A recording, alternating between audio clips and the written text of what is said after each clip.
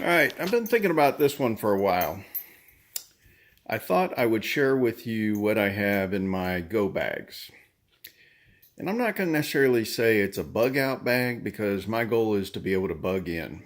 But let's say I'm traveling, and I used to travel back and forth between Florida and Georgia all the time. And I would throw one of these bags in my truck when I was coming up to work on my rental properties, or we'd go to be visiting family. And I think everyone should consider this. So, truthfully, I have not even looked in these for years. And there were a couple of things that I knew that I was had plans of putting in here, and so I've added a couple more things here recently. I think you ought to have a notepad and a pen.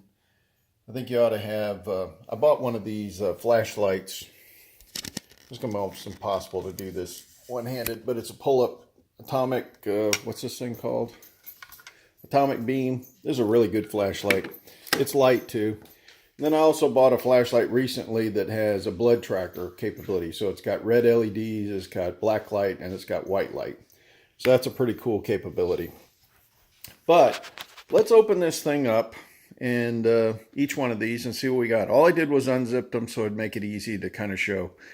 Now, on the outside of each one of these, I have a canteen. It's just an old plastic canteen, and I've already noticed this is getting so old, this is actually breaking here, so that's not going to do any good. So I'm going to have to update this. And I've got I got two go bags. So I've got one that's a heavier one, and this has got a more professional because it is heavier. And this was actually from Bill Jackson's, which is a world-renowned place that we had in St. Petersburg. On the outside, I've got a pretty nice knife that actually has serrated edge and everything, and so I have that. It's a little bigger for chopping down some brush, getting firewood, that kind of thing. But everything else is pretty much inside, so let's just start opening these up and see what we got. So, I've got a flint. This thing's pretty cool, actually. I don't know if I can get it to work.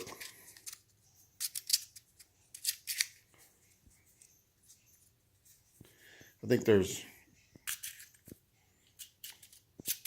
this sparks. Oh, you know what? Maybe it's just supposed to be a knife, but I think there's a way you can get this to spark. But anyways, this was something I picked up. I've got a windproof lighter. I've got, this is a bag that you can put over your head when there's a bunch of gnats and stuff bothering you. So this is always good when you're out in the woods. I'll have to practice with that other thing. It's been a long time since I bought that. Got some more things on the outside. Now this is actually a water bottle that has filtration built into it. So if you have some questionable water, you can actually stick it in here and make it more potable right off the bat. Something most people don't think about is these are those chemical lights. And so I've got a whole bunch of them here in the event that we're out in the middle of the woods. There's no lights, the power's out, whatever. You can string these things up and have some artificial light. And they work pretty dang well. All right, let's go in here. Well, actually, I do have a notepad in here. All right. But it's not in a Ziploc bag. I'd recommend anything that can get wet, put it in a Ziploc bag. Oh, water-resistant paper. Oh, well, how about that? Okay, never mind. This is that plastic paper. For some reason, I had in my mind that I had never filled that requirement up, but I would still probably put that in a Ziploc just to keep it. I got a book in here, When All Hell Breaks Loose. So this is a reference guide to kind of tell you what you need to know to get through. Cody London, if you ever heard of him, he had a pretty nice TV show.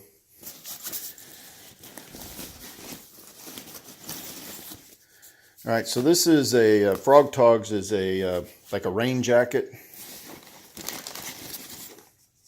Bunch of string.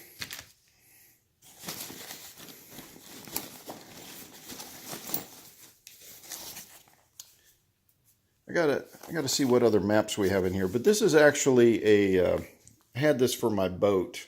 This is completely waterproof. Let me pause this and open up and see what other map I have. Okay, so I had the southeastern United States. So Florida and southeastern United States, I'm probably go ahead and add a Georgia map. You know, I think there might be one more thing in here. Nope, just those two. But that kind of gets you in the ballpark what you need. Let's see, what do we got here?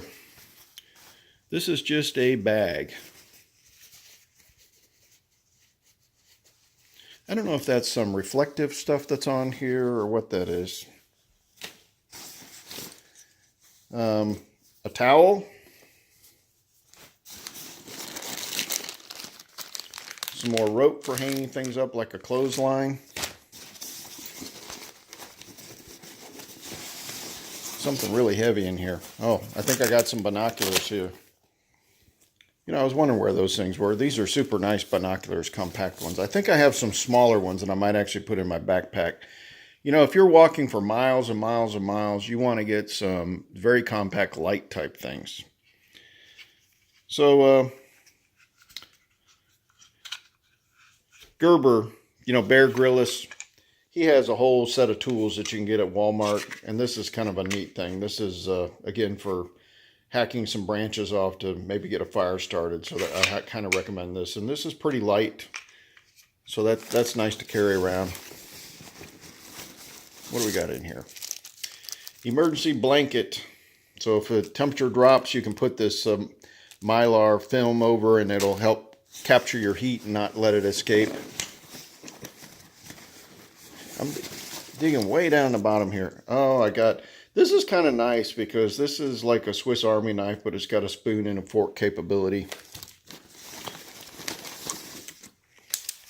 All right, this is a regular knife, but it's got a flint built into it and everything. I kind of do overkill on knives, I think.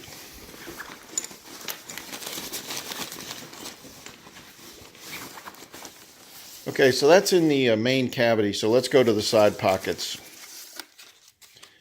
Toothbrush. I got another knife. Toothpaste. This stuff's got to be ancient. This is another reason for pulling it out occasionally and updating. All right, I've got some more flint things. I've got some, these are like storm matches, so they're waterproof. Sorry, I'm not even showing that properly.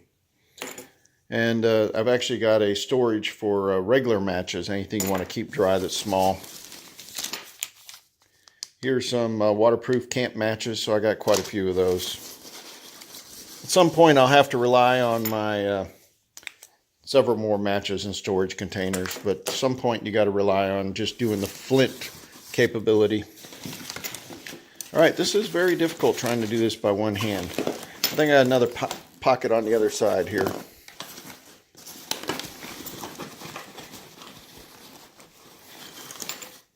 All right, so I've got a flashlight that I'm sure the batteries are dead.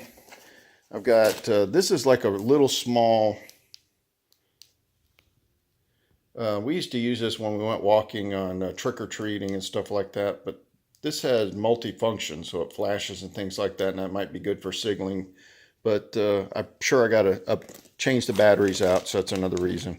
This is just another small jackknife, and this one you would put on your belt, you know, because you're going to be carrying for a long time. All right, I think that's it for this one. Let's see, is there anything else? But that's an awful lot of stuff we fit in one backpack. Now that I pulled it all out, I may end up reducing some of this a little bit. It seems like I have an awful lot of knives. Let me show you this one knife, though, because this is a sweet one.